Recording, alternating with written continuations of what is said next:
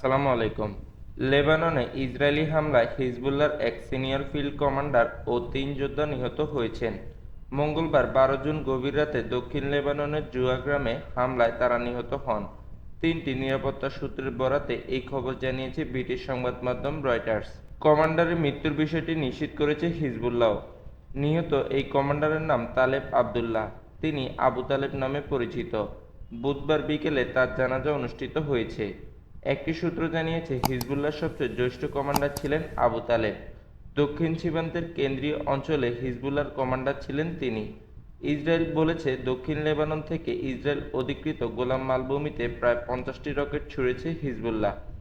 অক্টোবরে গাজা যুদ্ধ শুরু হওয়ার পর থেকে সীমান্তে গুলি বিনিময় করছে হিজবুল্লাহ ও ইসরায়েল।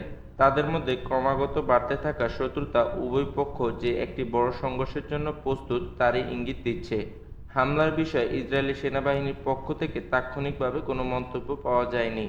ইরান সমর্থিত হিজবুল্লাহর ওই 4 সদস্যকে একটি বৈঠকের সময় লক্ষ্যবস্তু করা হয়ে থাকতে পারে বলে জানিয়েছে একটি নিরাপত্তা সূত্র।